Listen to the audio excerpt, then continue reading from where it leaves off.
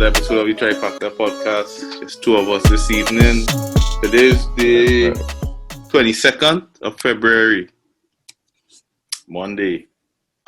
First topic we're going to go with is Liverpool's continued slump and lost it first time in 20 years in the Merseyside derby. Yeah, buddy. Andrew, what do you think about that, boy? Well, I think we touched on it a little bit before, but I think is an eventuality. They've been a team that has been slightly overperforming and then slightly holding a high level. XG. Exactly. Overperforming the underlying stats and thing. But it's such a high level they're trying to hold. And then, the thing that they say about Sir Alex Ferguson and things like that, the things that they did well over time was they knew when to buy new players to replace the existing guard and things like that, which players to bring in and things like that. So I think Liverpool has been unlucky because if you think about it, they tried. They bought Naby Keita. Yeah. He was supposed to upgrade the midfield. He injured the whole time. Yeah. They bought they now bought Jota. That didn't work out either. Even when they buy Shaqiri, even when they had Shaqiri, it's like Shaqiri is supposed to get it didn't work out. Spark off the bench, yeah. So they've made some buys. It's not as if they haven't invested at all and they just let it get stale, but it's just all their investments so far haven't really worked out. So at least the second round, the first round with Virgil and Robertson and things, all that worked out perfect. Yeah. Second round didn't go to plan. So right now we'll see. But they still have so much quality that Salah will still score. Mane will find a hot flash and score a set of goals in a streak. So I don't see them sliding down the table to 10th or something, but I think they're out to the championship though. I think they're out to it. Right. So this episode that's gonna go up this week, we have us choosing our top three, and we chose Liverpool for second because we say they have enough quality to come back. So you're saying no chance. Things change, boy. Things change since then. We'll have to see. We'll have to see because I don't know. I didn't check what's the latest on Jota coming back. All right, so depending on when he come back, that could change something up front, add a little spark, some. But at the same time, I say that. But think about it. Who come in second? Who's the clear out and out? They come in second. No, well, Man U and Leicester on same point. They're like 10 points behind City. And I'll be honest, right? Man U drop points against Sheffield. Man U drop points against somebody else. Where it's just. No, Man U still have that in them. They still have in them. They will drop some points. They will drop some stupid points. So, to be honest, it's not as if second is out of the question. Mm-hmm. I don't think it is. But the slump going on longer than I thought. Well, for me, Liverpool. Well, I like to defend Salah because man saying ingredient thing. 17 goals. We only boy Mane though. Top of the goal scoring. I just say it. I'm going to call some backy. Yeah. I like to defend Salah. We man the goals boy, the man who was better than Salah and thing. Eh? How much he had? Like 3? He had I think was it 10 or something? But I just say now, boy. Real fight Salah now, boy. He's too greedy. Yeah. Without, to me, and I know he's not in the class of Ronaldo and Messi. You need that greedy man to pull the boat up. Yeah. If you don't have that man to pull the boat, and he's not performing, for some reason, teams break down. So they need people in basketball, like they call it the Batman and Superman. You need that Batman and Robin, sorry. You need that Batman, right? That main guy. Most nights, he go and show up. And then, that's true. When the Batman and Robin performing, that's where it does. Your XG does be real high now, 2 point something. But, Liverpool, I know you don't believe in it, Liverpool, to me, as with club teams, they go like this.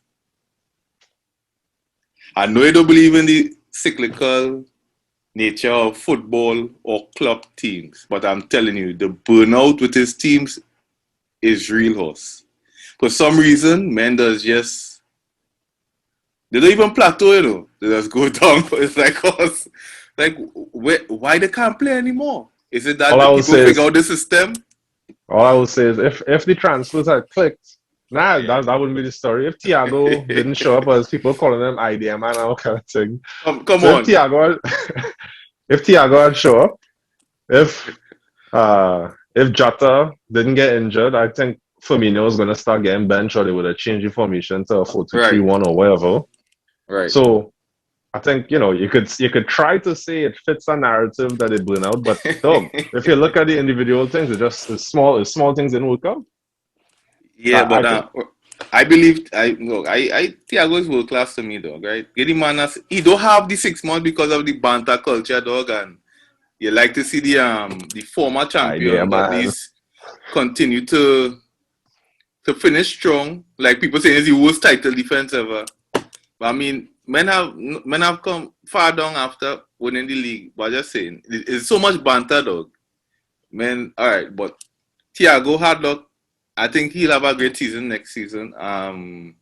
Let's see. For Mourinho horse in any cutthroat team, Bobby was not lasting this long. Yeah, no, you're right. And he's one of my favorite players. But I mean, come on, Bobby. Like, Yeah. I don't always The numbers not there. I don't always like to believe in these stats though. But take out these stats. Like, what are you doing? Flex. All right. Flex. This is more. If you're not winning, men will start to look at your stats more, dog. Yeah, for sure. All right, we're not For winning. So what are you doing, us? Yeah. Time to go. But yeah, I don't buy into I don't buy into Klopp need to go or. No, I don't think he needs to go though. I think he don't. I don't think he reinvents his. Well, as you say, he did try. So I can't even bring up that point. He did try. Yeah, I think a lot of time people like stories, people like narrative.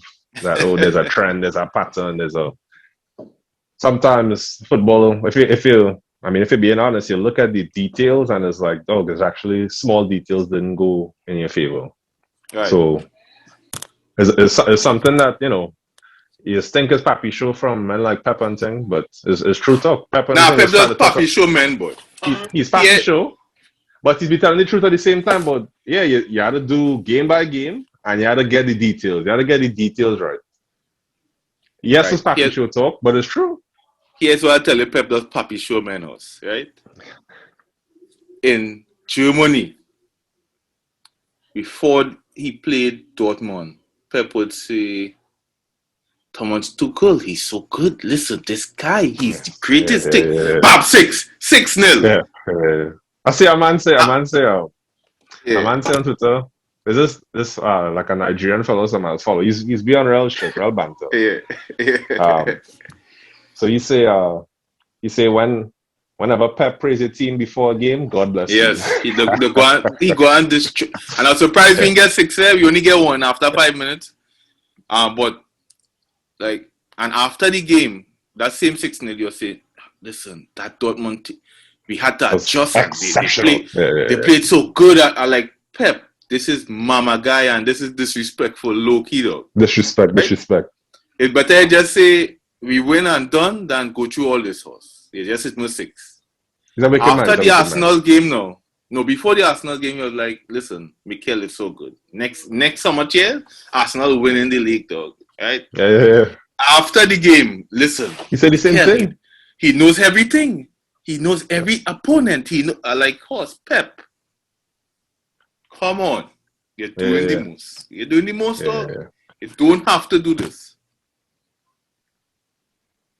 He's a wicked man. But I think he has mentees and he likes to talk about them that way. Tuchel is one of his, and he used to go to dinners and thing, and well, we know Arteta is his godson.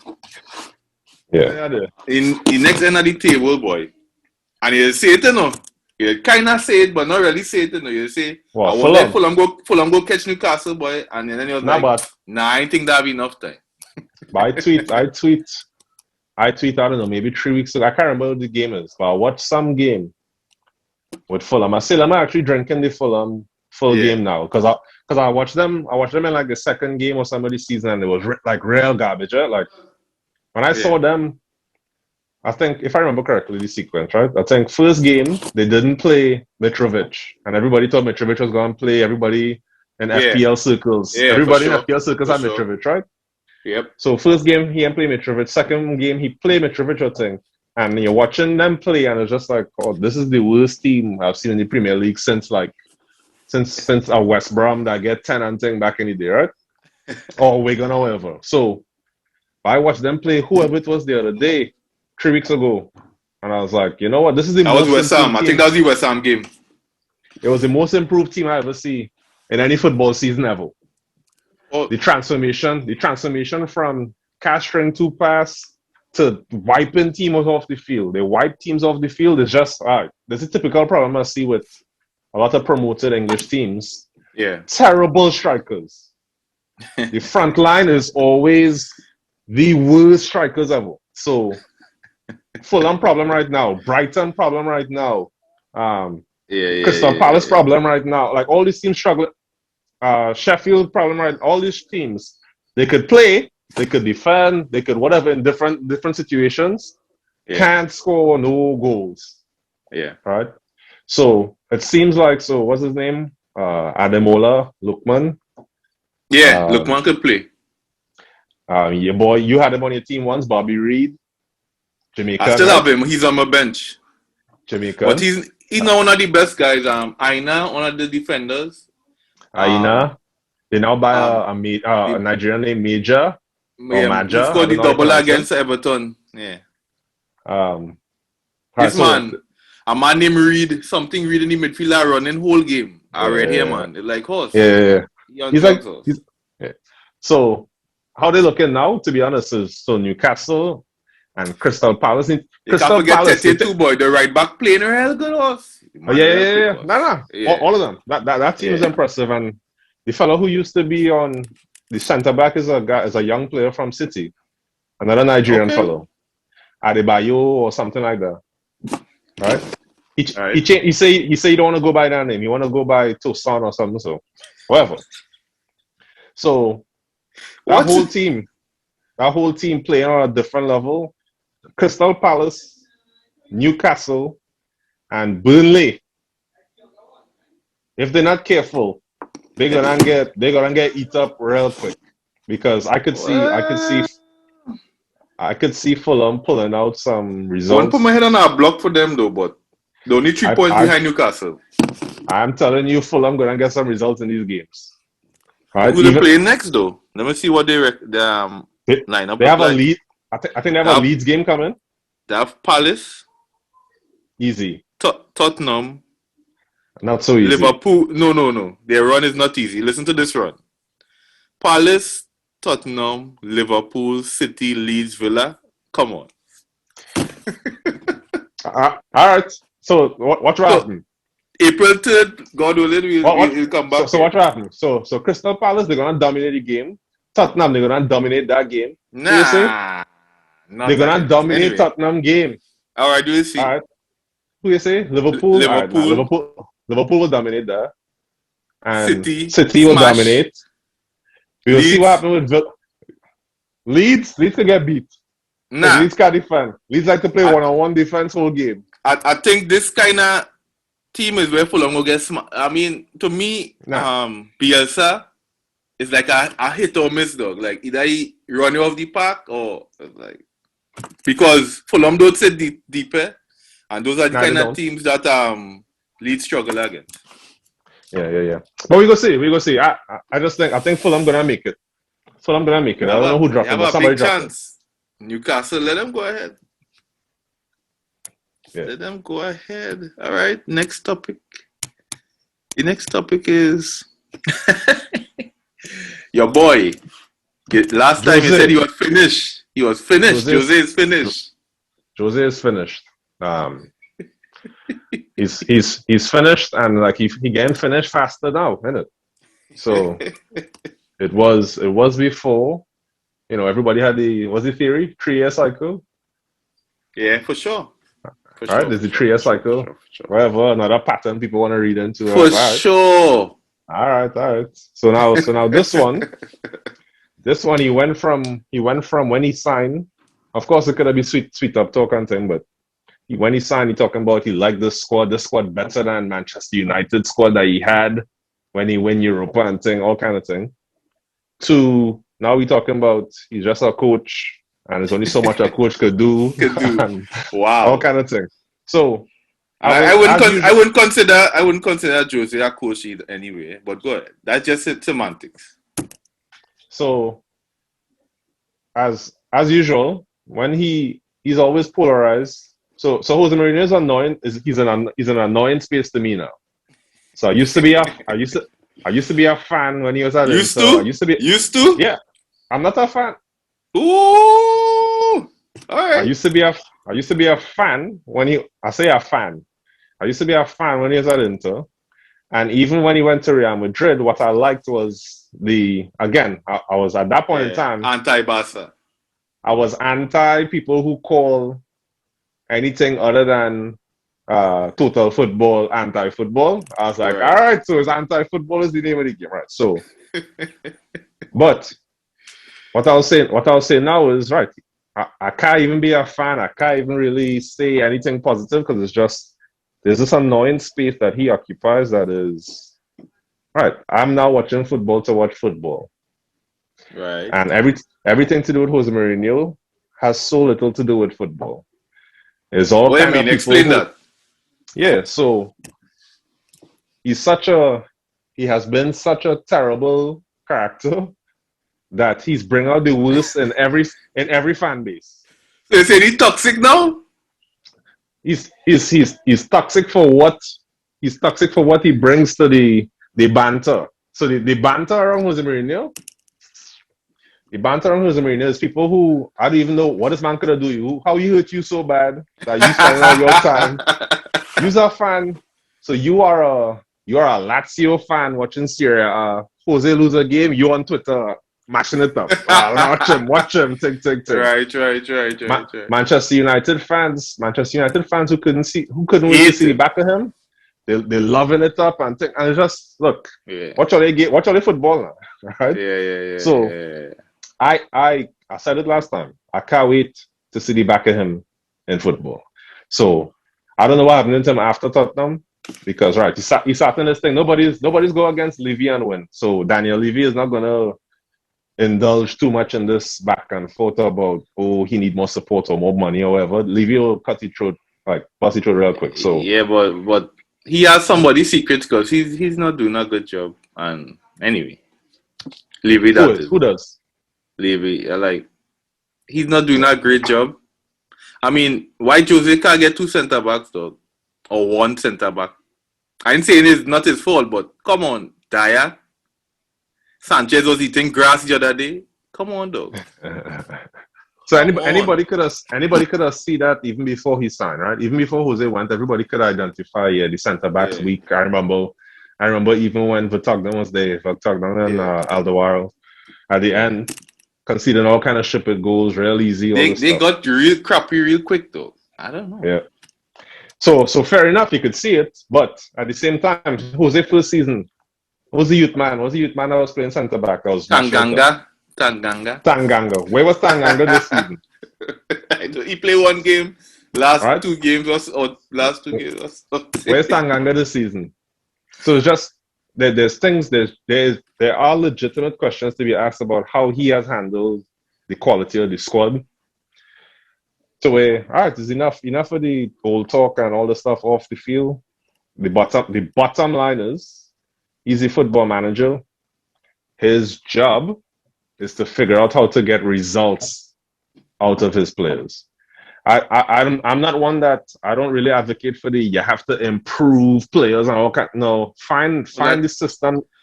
To me, that's a coach's job. That's why I differentiate a coach and a manager. A coach, to me, can improve a player though. Like somehow.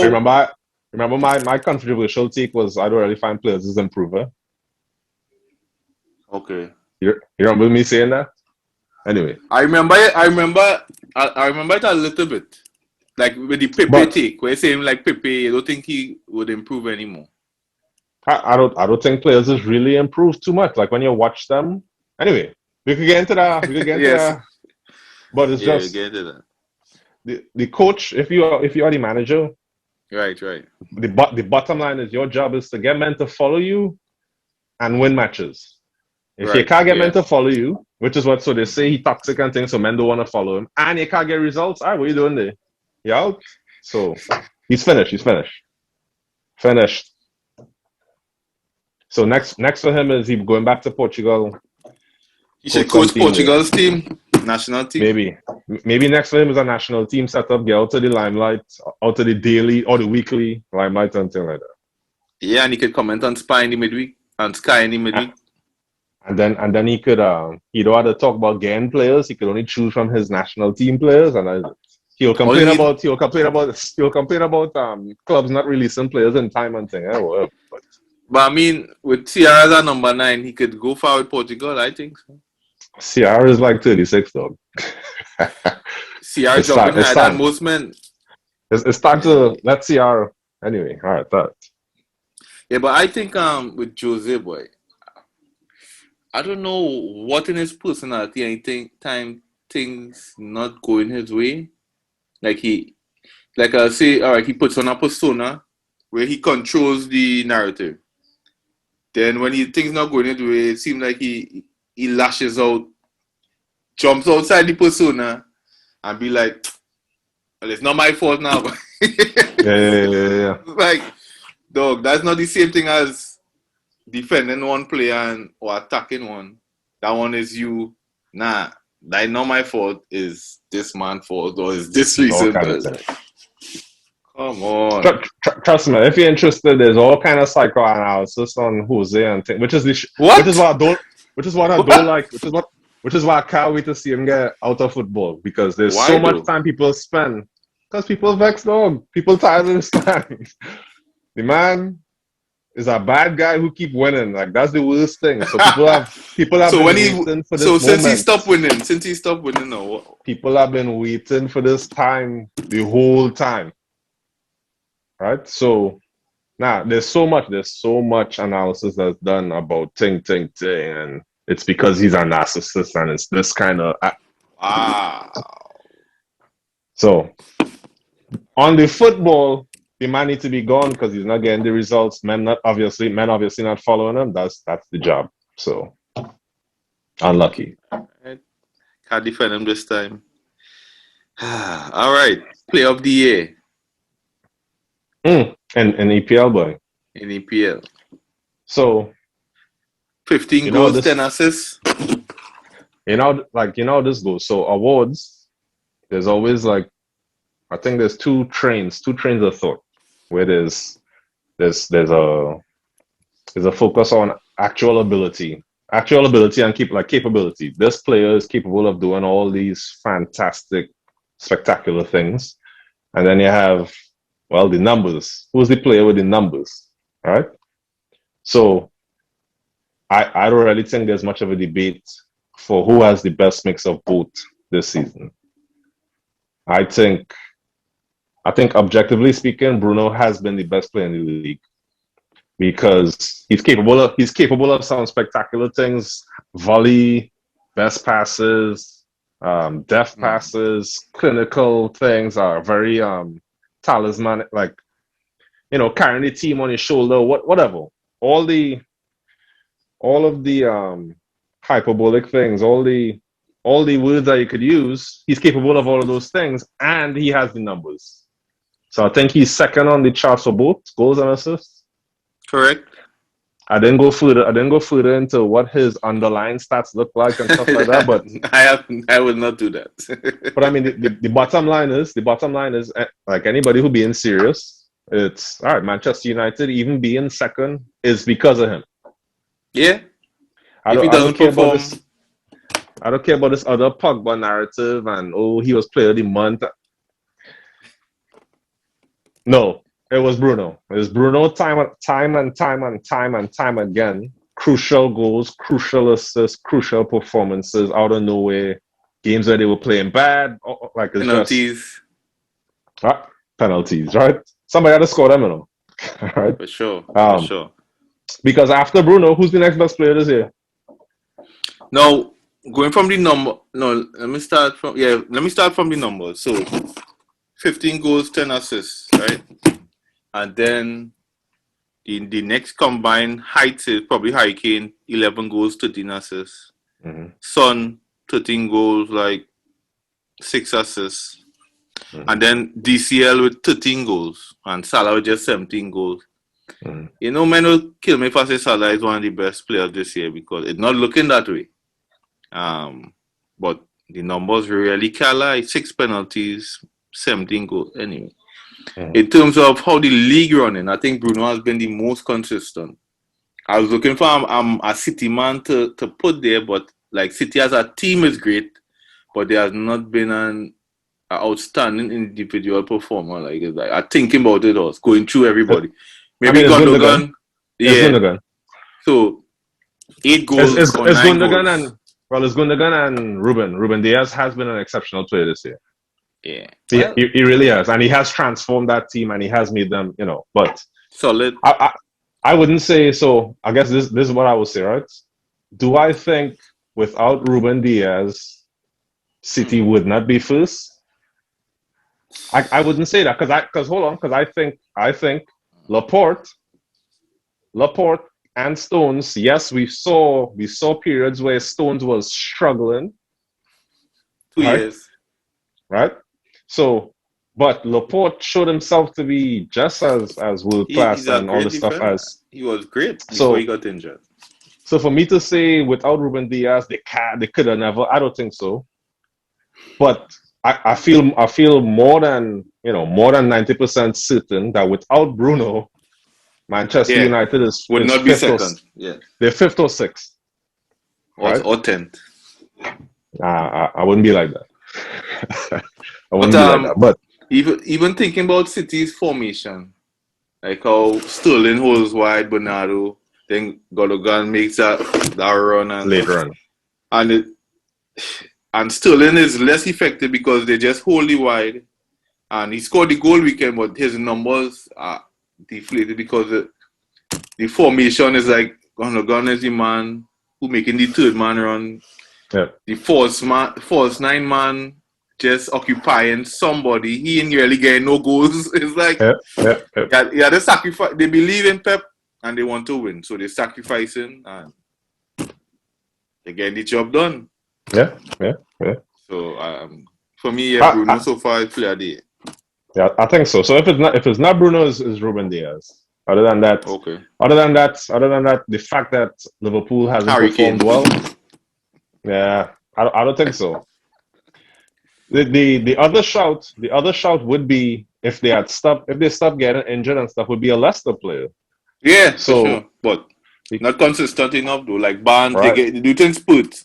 It was Vardy early, got injured. Yep. Madison came on, and now Barnes and Madison scoring some goal. Madison got injured twice in the middle. Yeah, he was real injured early, boy. Way.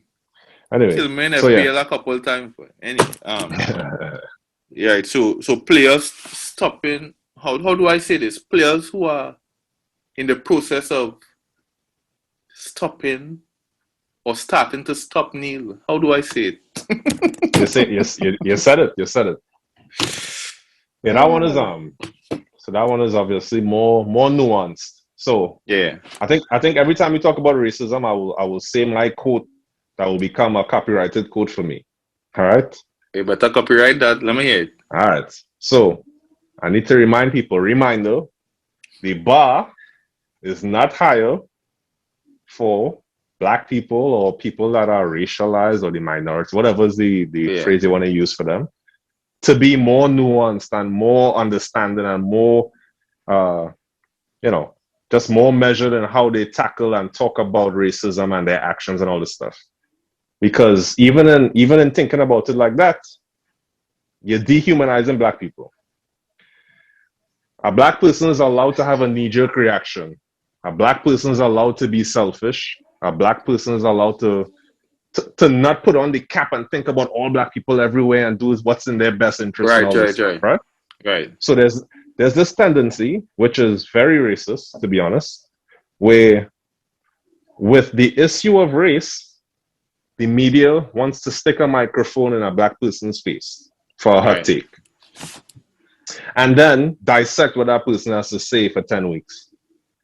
All right, to make the story about racism, how this person responds to it. One is like, hold on, that person is actually a victim. How often do you spend time cross-examining a victim and doing analysis on what the victim say? Where's the focus? Where's the focus on the actual other side of it? So a lot of this conversation about teams not kneeling, they started to interview players about not kneeling. So they interview Zaha. So his quotes going around the media. I'm even seeing they're going to have a special where they're going to talk to Michael Richards. And not Michael Richards. Mikel Antonio. They're going to talk to him. And all this stuff that's just more of the same. It's very, the word is back, performative. It's very surface things that they want to have as the conversation. So instead of talking about, well, what has actually been done, what are the steps that are actually being taken by Kick It Out and the Premier League and all these organizations, what are they actually doing? What's the next step? So a week or two ago, it was trying to hold social media companies accountable to doing more. All right, that talk died down. So now the conversation goes back to the performative. So it goes back to, oh, look, players saying they're not going to kneel no more because blah, blah, blah. What do you think? And it's like, it doesn't matter. Is it like really and truly? It is. I think it's a good thing for players to do it. I think it's a good thing for players to do it it's something that's almost like to make sure it's ever present in your mind. You're watching the game, but you're seeing all these players come together to say, look, this is something that's still active in our minds when we go into work. That's a good thing, I think.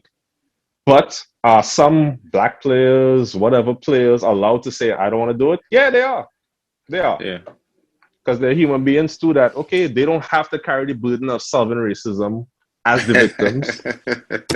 But then at the same time, okay, there is a part of it that is there's a part of that conversation that is worthwhile, which is, okay, if all a Premier League club is doing, if the only action your club is taking is that the players kneel before games, all right, well, that's a problem. So I think there's my take would just be, I just hope people don't fall for the performative trap as usual, the distraction that is a conversation about how black players see racism and how they don't want to kneel or they don't want to talk about it no more or whatever. And it's like, no, it doesn't matter. Don't try to single out how black people are responding to something. When I'm saying black people, I just mean, and instead keep the conversation focused on, no, what are these companies doing? What are these companies actually putting on the line? What are they actually willing to put themselves out there and lose whatever? Lose whatever money in the name of saying, no, we're going to do better. And to be honest, the more I talk about race stuff, the basic solution that I see is that, a lot of times cliches are cliches because it's true, right? So you see people talk about representation. Representation is so critical, is what I keep seeing now. It's so critical that, look, in all of these boardrooms and all of the coaching staffs and all the staff needs to include more people that are minorities. Because it just changes what the, instead of someone saying, "Oh, let's put a microphone in front of Mikel Antonio," someone would say, "Well, no, maybe it's not Mikel Antonio we talk to this time." Right? It's not about trying to make sure we pick a black person to show that we are trying to hear and learn. Okay, let me actually put someone that maybe can take that. They have so much power that this person specifically can make significant changes. So give me who's the head of the Premier League, right? Put a microphone in front of that person and tell me what are your steps and what's your take and what's your experience and what do you want to see and what do you put it in front of that person. Why Mikel Antonio? What is he going to do? What's he going to do? Strike? And not that striking is bad, but why? Why is it that that's the time that you want to put the voice on Mikel Antonio? I understand what you mean. But so NFL has some called a Rooney rule, which doesn't really work anyway, because they still hardly hire certain people and they go down and get college coaches and guys who hardly have any records. So how do you influence people on getting people of color or different minorities in, but at the same time, do you choose them over other people? Do you give them a advantage? Do you have a quota? What should you, like, how do you come up with who gets to go in? So I'll talk about my professional experience. Unfortunately, right, like you said, you can mandate everything you want to mandate. Right? The reality is unless you literally mandate, hey, you have to hire a certain percentage of, I think in England it's called BAME. Okay. Right? Unless you mandate specifically in executive positions, it needs to be X percentage. And right? Yep. All right. World over, the norm is it's nepotism, right? It's who you know. Most people get jobs. Networking. Most people get jobs through nepotism, who do you know, etc. The bottom line is I think quotas are necessary. I think quotas should probably say more in terms of what I just said about specifying in certain positions as well.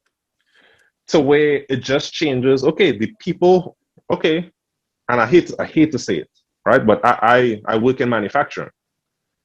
Most of the, and it's not even just black, but most of the minorities are in positions where, the people that they can help get jobs with nepotism are people are going to be in starting positions, just like them. Yeah.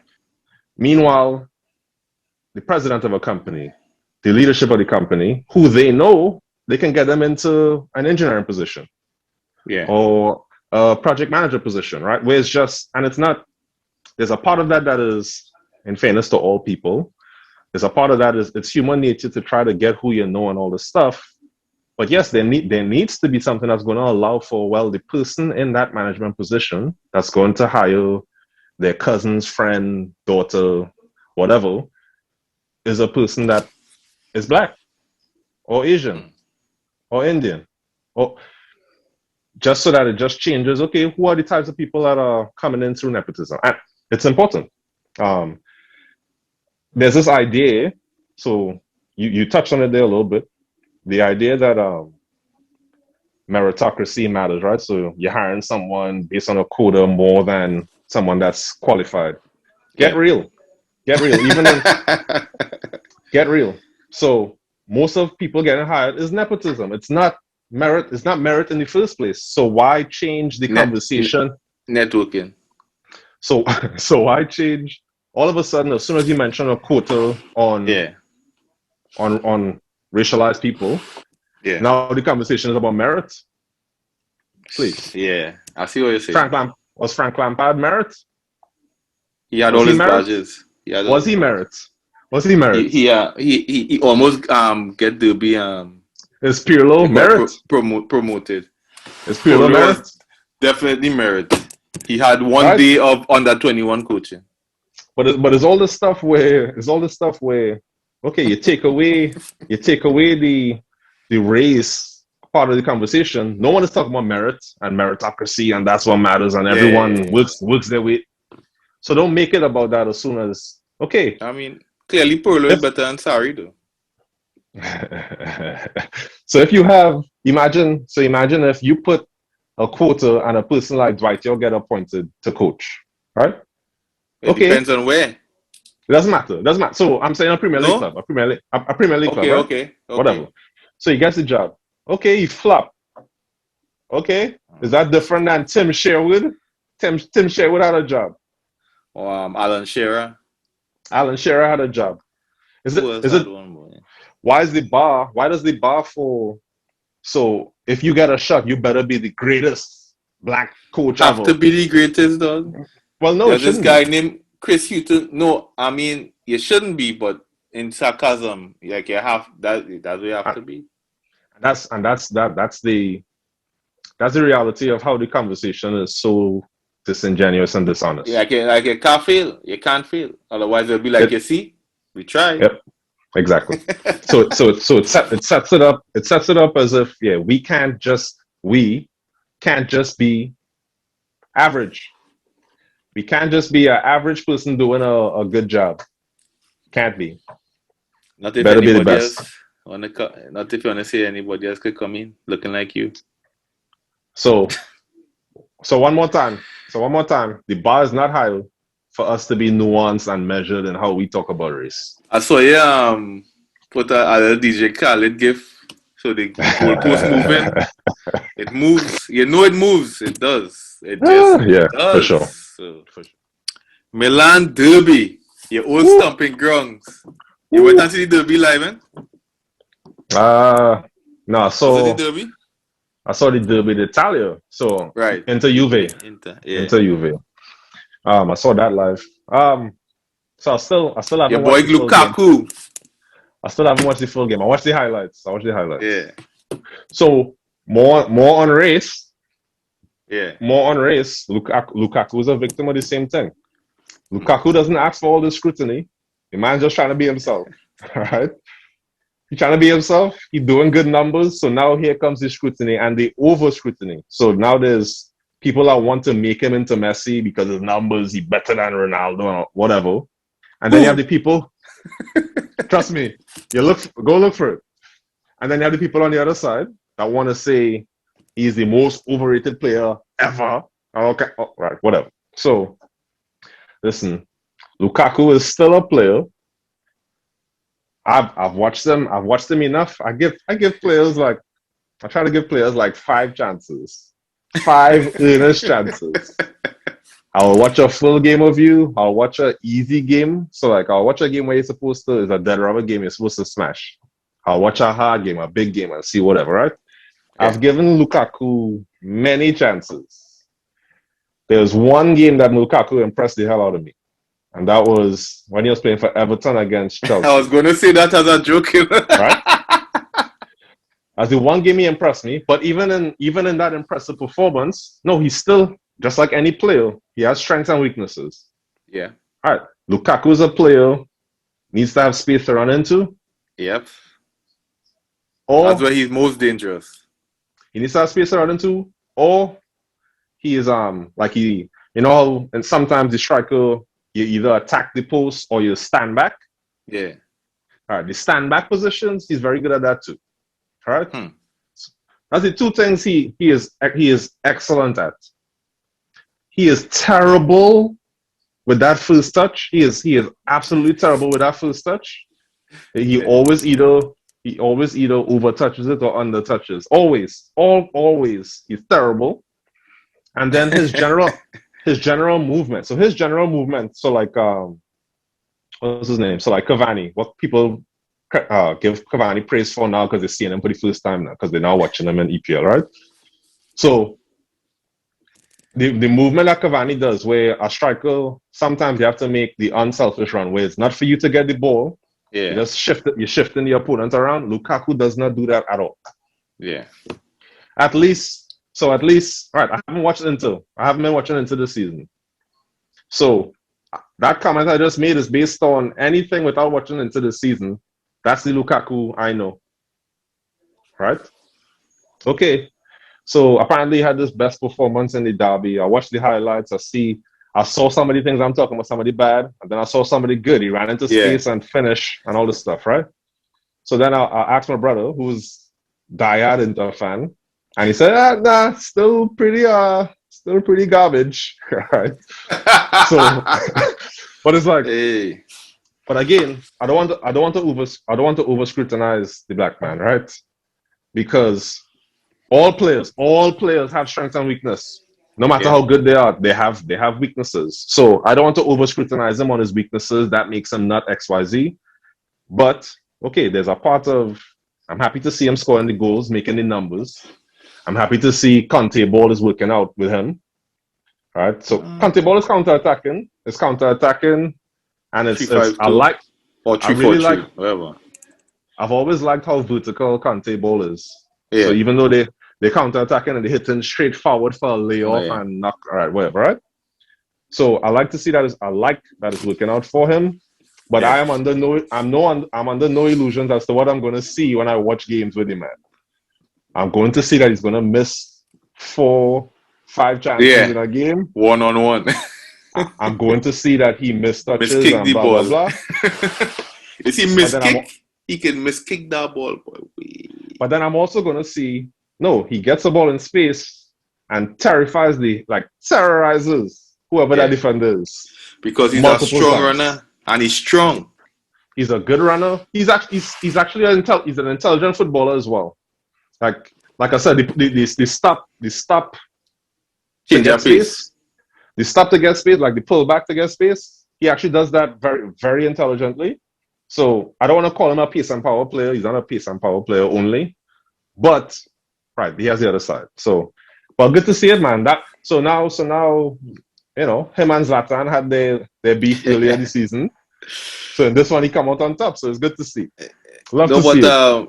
So what you were talking about, the one where he hit a shot or miss hit it, and then get back the ball and swing in a best ball for a man to head it to. It's like, yep. Lukaku, you could cross that good horse. It's like so I see a stat man come out saying Lukaku is one of the best crossers of the ball. It's like what are we talking about? But okay. Okay. I believe, as I say, space on the wing. I don't want to face Lukaku there. No, you see trouble. Yeah, I prefer to put Lukaku in the center of the goal. People saying he will go City and he'll be good. I don't think so, brother. City need touches. No. You need touches. Here's my problem with City. And it was, maybe he might be good. Because with this guy in Chelsea, because the football... No. The bowler, the madman. What are you talking about? Before in Chelsea, the Brazilian Spanish striker. Oh, Costa. So with Hazard and them, the forward used to be kind of bypass, and he had to forage or make a run off something that didn't form, and he used to run on, score goals, bully a man. Even though they play Messi, do something and get a goal. Because Hazard and them not necessarily looking for your horse, because not that early at all. Yeah, they dominate the ball so much. With City, and with Pep team, they don't look for strikers. They are not the guys who score the goal. Not on Pep team. And I ain't talking about with Villa and Pedro and them. Since then, Pep strikers don't score goals like that. Watch when Gabriel Jesus used to have Sergio on the bench. Gabriel Jesus was scoring goals.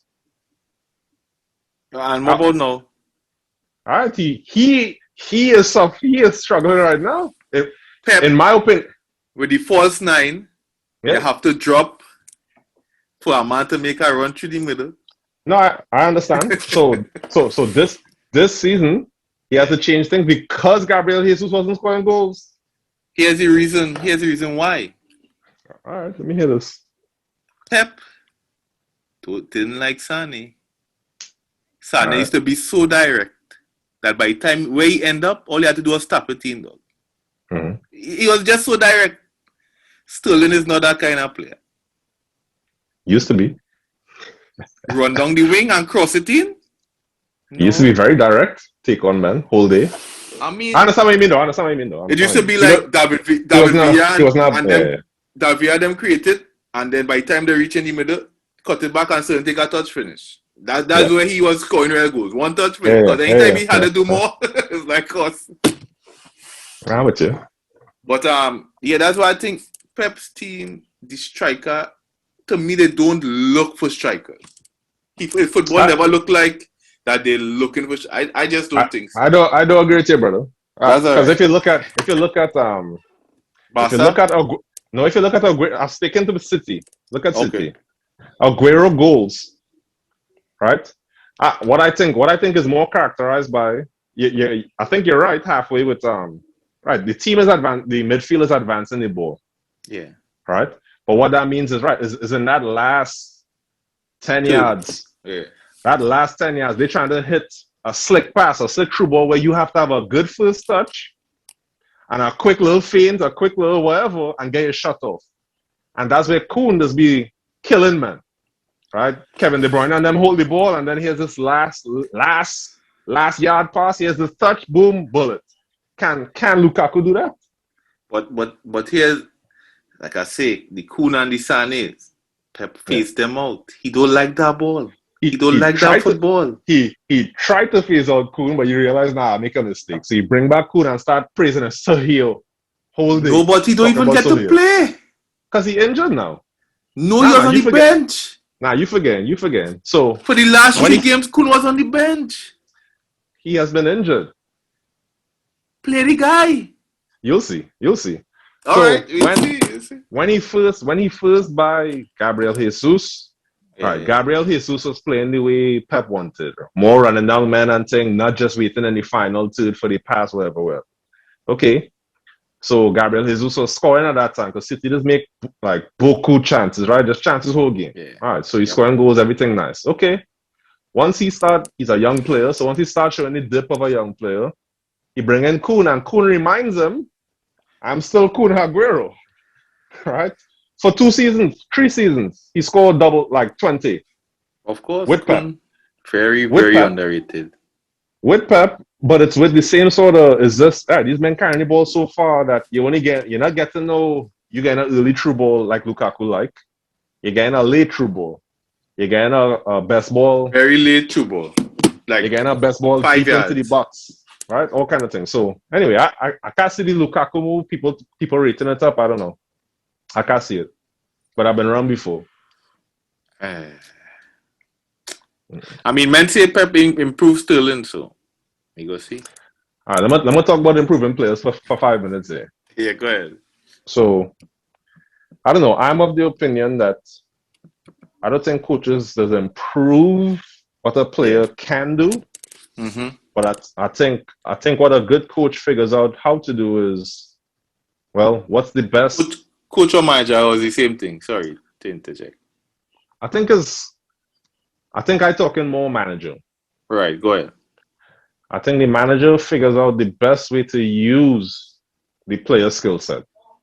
Because if you think about Raheem Sterling at Liverpool, so people talking about he improved because he have better.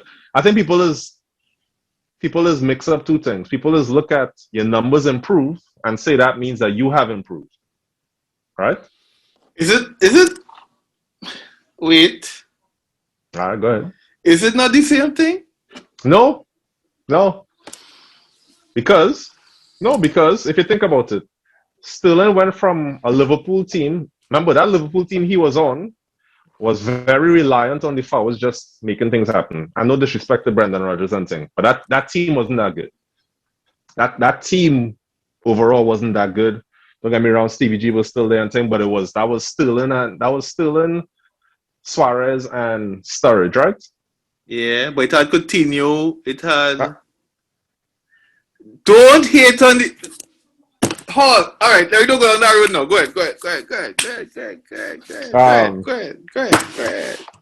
If you think about the characteristics of Sterling the player, yeah, Sterling the player is still a very nervous finisher.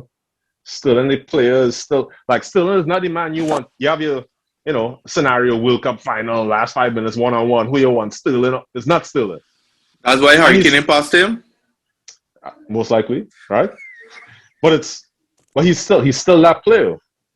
His numbers got better because he was playing for a team that creates 15 times more chances. Right. He's playing for a team that does what Pep teams have always done. They use the width, and then there's a ball to the far post where there's a man to tap in, basically, right? They spread the field so much and they're able to do that, whatever. So Sterling has been on the receiving end of so many passes coming across the box, and he's the man there to tap it in, whatever. Or just one touch and finish. One touch finish. He scored more goals, yes. Yeah. But he's on a better. I'm saying better team. Yeah. I'm not trying to. He's on a better team. Yeah. If I look at his characteristics, has he really improved that much? I don't think so. The Sterling that used to do the celebrations so at Liverpool, he's still that player. He have a good dribble in him. He have a good dribble in him. He's still a creative player. He can make chances out of nothing, right? He's still that player. I think he has matured, obviously. So as you get older, you kind of get better at what I'm good at, what I'm not good at. So he knows what he's good at more now. But is he doing things that he couldn't do before? I don't think so. His numbers improved. And the same thing goes for... I was thinking about Salah. So I know Salah, statistically, he destroyed the league in that first season, right? And people start saying, oh, this man really improved. But the first time I saw Salah... He ran up Chelsea. He mashed them up. Right? Yeah. He mashed up Chelsea, and everybody's like, who is this young Messi? What going on? Yeah. Right? So he already had it in him. Yeah. Like, there's always players... For me, I'm struggling to think, but I welcome being challenged on who's the player. But I struggle to think about who's a player who didn't have a certain quality before and has that quality after years of training. And there was only one. There was one. I remember. There was one. And it was Cristiano. Cristiano is the only player who I saw before he didn't have this kind of ice-cold finishing thing in him. Before he was a man that would try a step over and try to beat a keeper or something. Not try. He's a Sheryl thing. He was just he was too playful, and he became like he gained strength. His shooting improved inside the box, outside. Maybe he was a good jumper all the time, but he became a deadly header of the ball. So I see what you're saying. But there's all these players. I keep thinking about them. The whole career. The characteristics are the same. Dog, I'll tell you. As an Inter fan back in them days, Coutinho has always, like, on Inter forums, they used to call him almost. You know, if you remember, what was that show, boy? I forget the show where there was a character where they call him almost. Yeah, right? I remember. I think I know you're talking about. It's like an Aztec show or something. Anyway, Coutinho's nickname on Inter forums was almost. Because he was always a player he is just this much from being world class. You're always seeing it. You're seeing he has the right. He do the right dribble. Him out. He'll do the right dribble. He will let go best shot in this game. He will whatever. But then every now and then he shows you a glimpse of he's a Sunday league player where he chooses. That's disrespectful. That's disrespectful. Him out. He makes a choice. Where you're like, dog, what kind of player makes that choice?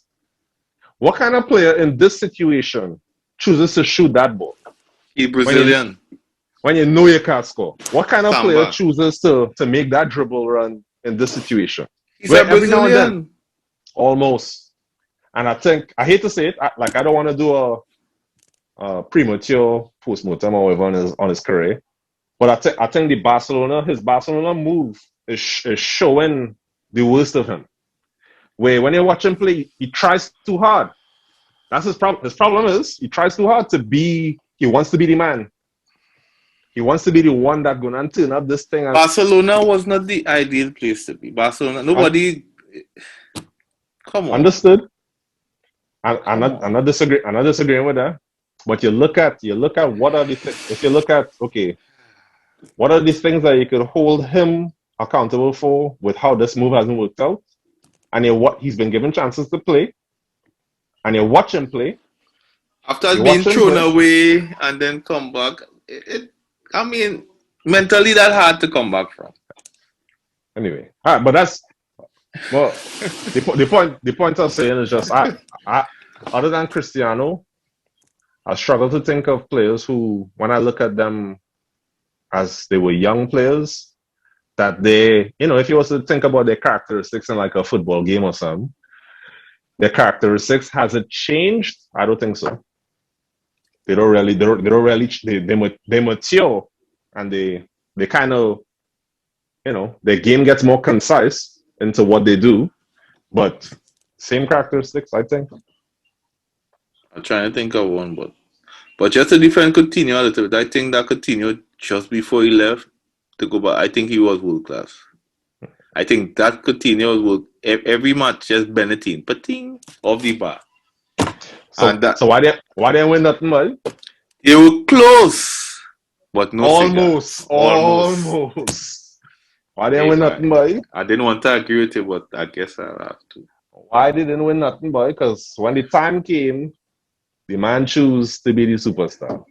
You want to take on the last shot to hit the curlers? Sky it. Because he beat Crystal Palace the game before, you want to try it in this game. Anyway. Well, I think that's all for tonight, yeah, bro. I'm trying to get a comeback back. I can't think of it. I love Coutinho. Nah, man, I'll give you time. So next episode, you're gonna tell me about a player who definitely improved. Who went from being garbage at something. Dog, even Cavani now hit my head. Cavani has always been this way. Where the man is real throwaway, but he's still he's the prototype forward. So you can't drop him. Even if you throw away 10 chances, you're still like, nah, he's the man though. Always. I'm trying to think of Cavani. No, I didn't get to see much of him in PSG because the Napoli days when he used to run, just run whole game, that's the Cavani I kind of remember, but he's not that guy anymore. And PSG, I think I saw a couple games with him, but not too much. But that Cavani with Lavezzi and Hamsik, that's the Cavani that stuck in my mind. So I remember him from before that. So he used to play with Palermo. Palermo, yeah. He used to play Palermo, and I remember him there too. And he was still the same player. Very unselfish. Very unselfish. Best runs. Blah blah blah. Some very good goals, but then some very easy misses. And you're like, how are you missing that?